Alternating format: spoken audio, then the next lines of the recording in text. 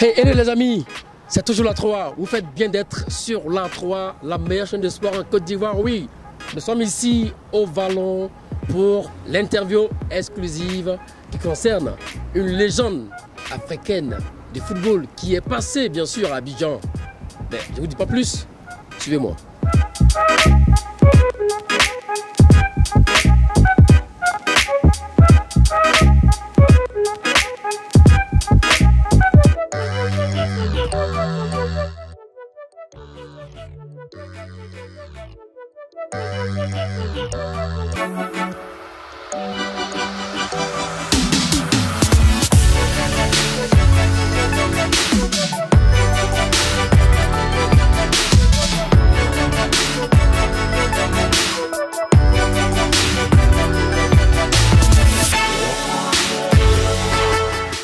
Je crois que à cette époque, tout le monde devenait footballeur de la même manière. C'est-à-dire que il n'y a pas beaucoup de loisirs, pour ne pas dire qu'il n'y en a qu'un, c'est de jouer au foot. Et donc, vous jouez au foot très naturellement, en pensant même que c'est obligatoire.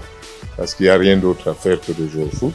Et puis, jouer au foot permet d'échapper à certaines corvées. Et je pense que pour certains, malheureusement, jouer au foot est allé jusqu'à leur permettre d'échapper à l'école, et ça c'est désastreux. Donc il faut pas aller jusque là. Donc après vous prenez goût parce que vous jouez tous les jours, parce que vous jouez bien, parce que ça aussi c'est quelque chose qu'il faut retenir. Plus vous êtes performant et plus ça vous plaît.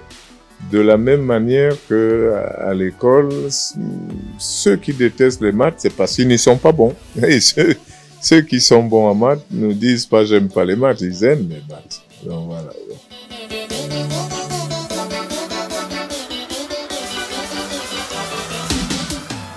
Ça c'est aussi une autre histoire, ça. L'Africa Sport, l'Africa Sport, en réalité, ça ne s'est pas beaucoup dit, mais l'Africa Sport est venu voler la possibilité de la SEC. Je ne sais pas comment il faisait en Côte d'Ivoire, mais moi j'étais étudiant en France, à Paris. Et il y a un monsieur, aujourd'hui j'ai oublié son nom, qui est venu me rencontrer à Paris. Je ne le connaissais pas du tout, je ne sais pas comment il a fait pour me retrouver. Et c'était un dirigeant de la SEC, que je n'ai jamais revu de ma vie. Ce monsieur m'a rencontré, j'étais accompagné de deux copains de l'époque, pour me présenter son idée que je vienne jouer en Côte d'Ivoire. Alors je lui avais dit que je pouvais bien venir, mais que ma condition principale était qu'il y ait une école de travaux publics, parce que j'étais à l'école de travaux publics à Paris. Et donc, il m'a dit qu'il va aller voir et qu'il reviendrait. Mais j'imagine que la Côte d'Ivoire étant, Abidjan étant un endroit où à l'époque, je ne sais pas si ça diminue aujourd'hui, il y avait tellement de, comment on peut, c'était les réseaux sociaux avant les réseaux sociaux. Ça parlait beaucoup, ça commentait beaucoup, ça se taquinait beaucoup. Je crois qu'il est arrivé à Abidjan et a annoncé à tout le monde que désormais il n'y aurait plus concurrence entre ASEC et Africa, parce que bientôt va arriver à la SEC Joseph-Antoine Bell. Je crois que c'est comme ça que ça a dû se passer, parce que une ou deux semaines plus tard est arrivé quelqu'un d'autre, toujours de Côte d'Ivoire, et ce quelqu'un d'autre là, c'était Simplice Zinsou, qui à travers un ami, lui, m'a appelé. Il veut absolument me voir. Bon, cet ami étant son ami, c'était un jour où je rentrais de stage, j'étais fatigué. Bon, mon ami a d'abord insisté à M. Simplice Zinsou qui veut absolument te voir, mais j'avais pas envie de ressortir de chez moi. Et Simplice Zinsou a eu la bonne idée, parce que c'était le roi du baratin, faut dire les choses, il savait parler, il a tout de suite deviné, il m'a dit mais non. D'abord, il m'a appelé comme mon ami, alors qu'on se connaissait pas. Jojo, bon, comme si on se connaissait depuis longtemps. Non, tu peux venir avec ta fiancée, je t'envoie un taxi, venez. Parce que il avait bien compris que rentrant du stage, si je retrouve ma copine, c'est pas pour ressortir. Donc voilà comment je vais aller rencontrer Simplice Zinsou, qui va se montrer pas convaincant parce que il a été encore plus malin que le premier. Et donc, lui, il m'a dit, ah, mais ça tombe bien, il y a Africa ou Africa Stella en coupe ou Fouet-Boigny. Donc, viens, moi, je t'invite en Côte d'Ivoire, que tu viennes voir avant de choisir. Voilà, si tu viens ou tu ne viens pas. Et pour l'école, parce que évidemment, je lui ai posé la même chose. Il m'a dit, c'est pas un problème, on a une école de travaux publics, je connais le directeur, je vais aller le voir et je vais lui demander, voilà. Donc voilà un peu comment ça s'est passé.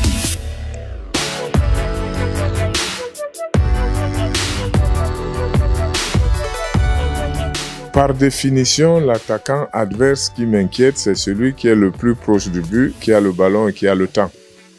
Parce que tout le monde peut marquer un but. Donc, c'est pas la peine de vous attarder sur un joueur qui n'a pas le ballon, qui ne risque pas de l'avoir et qui n'est pas à côté de vos buts. Donc, moi, dans ma tête, l'attaquant le plus dangereux, c'est celui qui a le ballon, qui a le temps et qui n'est pas loin de mon but.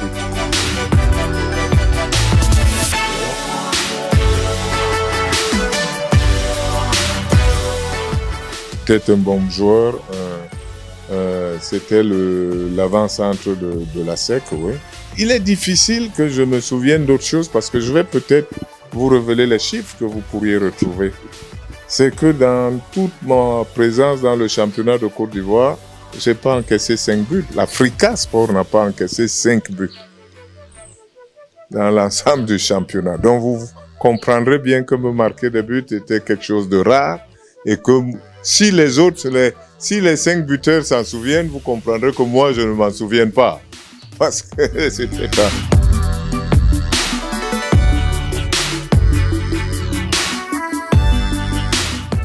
Rien du tout. Simplement que Simplice avait été un mauvais amant. Comme tous les mauvais amants, quand ils sont éconduits, c'est eux qui vont et qui disent à la nana, je reprends mon salon, je reprends ma voiture.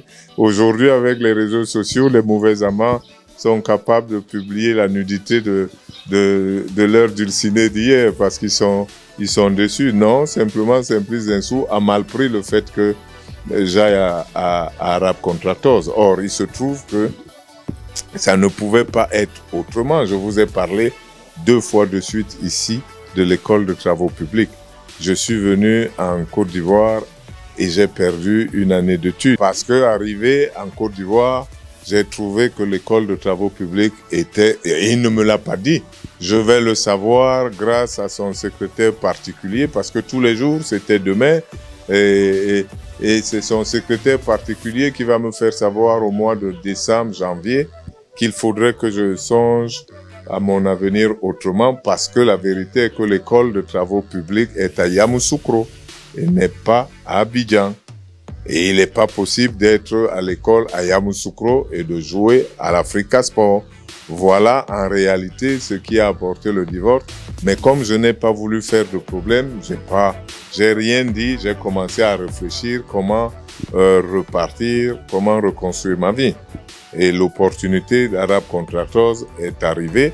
Ce que je conseille toujours aux jeunes, c'est que soyez toujours la meilleure version de vous-même parce que vous ne savez pas qui regarde. Lorsque l'Africa Sport rencontre Arabe Contractors, je ne pense pas du tout que Arabe Contractors va être ma prochaine destination. Sauf que eux, ils arrivent ici, ils ont perdu 2-0, mais surtout, ils ont vu un gardien extraordinaire. Ils repartent avec l'idée que quoi qu'il arrive, il faut qu'ils viennent chez nous. Donc Boubacar Kanté n'a rien à voir, c'est simplement des partisans, c'est-à-dire des gens qui comprenaient le problème et qui savaient que ce que Simplice faisait n'était pas bien et qu'on ne pouvait pas m'empêcher d'aller dans un club qui serait mieux structuré, qui offrirait une meilleure situation.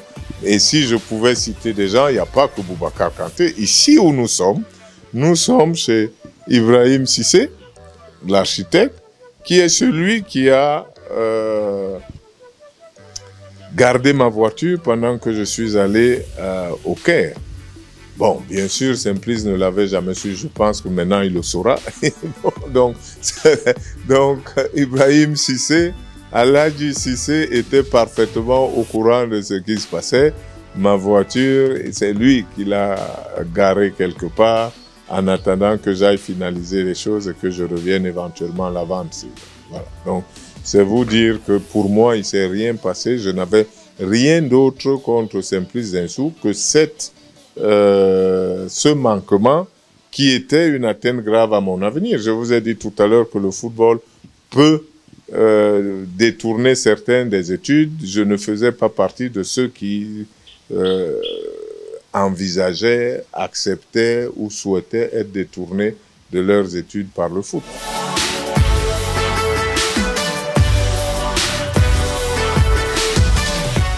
Non, il y a longtemps que je ne l'ai pas vu, mais ça ne veut pas dire qu'on soit resté des ennemis. D'ailleurs, quand je suis parti d'Arab Contractors pour Marseille, lui-même n'était plus dirigeant de l'Africa. Vous voyez, si j'étais resté à l'Africa au nom de Simplice Zinsou, lui-même n'est pas resté à l'Africa éternellement. Mais il est venu me rendre visite à Marseille. Donc, quand je le vois, on ne peut pas... Ma vie n'est pas un échec tel que je puisse garder rancune à Simplice Zinsou.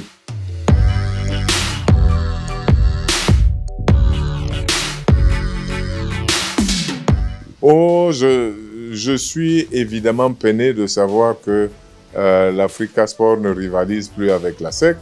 Même si à côté de cela, je sais aussi que, alors qu'à mon époque, le stade où Fouet-Boigny était plein, que tous les stades où l'Africa allait jouer étaient pleins, qu'aujourd'hui, on joue à Robert Champrou, qui était un stade périphérique sur lequel, d'ailleurs, pendant ma présence en Côte d'Ivoire, je n'ai jamais joué, même pas un match amical. Donc, c'est vous dire. Donc, je comprends que les matchs ne sont plus exactement les mêmes, mais cela demande une refondation d'abord générale du football ivoirien par ceux qui le font, c'est-à-dire la fédération et les clubs. La fédération en réalité, c'est le rassemblement des clubs. Et donc, pour ce qui est de l'Africa Sport, ça me peine beaucoup de les savoir en deuxième division, mais il faudrait qu'ils en profitent pour s'organiser. Il faut qu'il y ait quelqu'un avec de l'imagination qui peut construire un modèle qui permette à l'équipe, parce que ce n'est pas tout. En fait, je vais peut-être vous surprendre un peu. Il faut surtout se rappeler que le football ne commence pas avec les footballeurs. Donc, si vous voulez, vous pensez remonter en première division en comptant uniquement sur les joueurs, avant tout ça, il faut déjà des gens, il faut une tête qui pense. Donc maintenant, après, vous verrez comment vous faites les choses, quand vous les faites, où vous les faites, avec qui vous les faites. Mais le football ne commence pas avec les footballeurs viendront à la fin.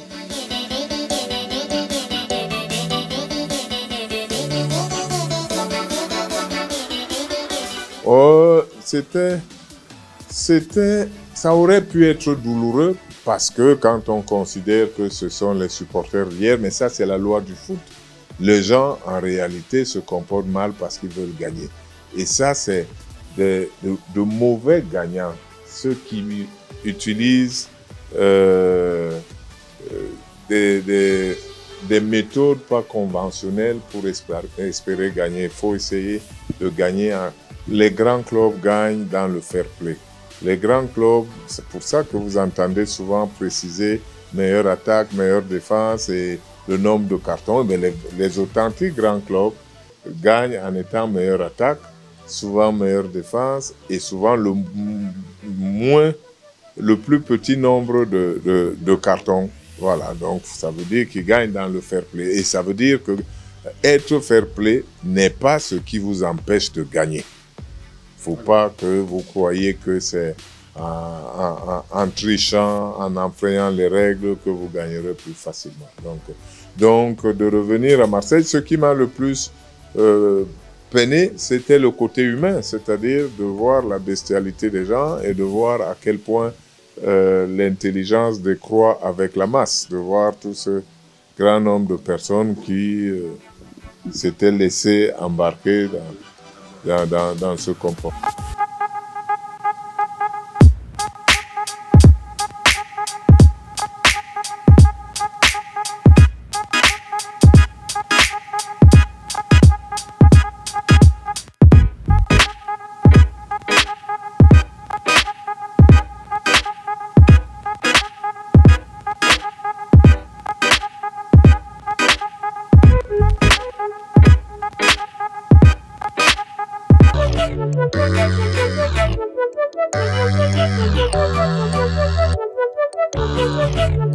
Thank you.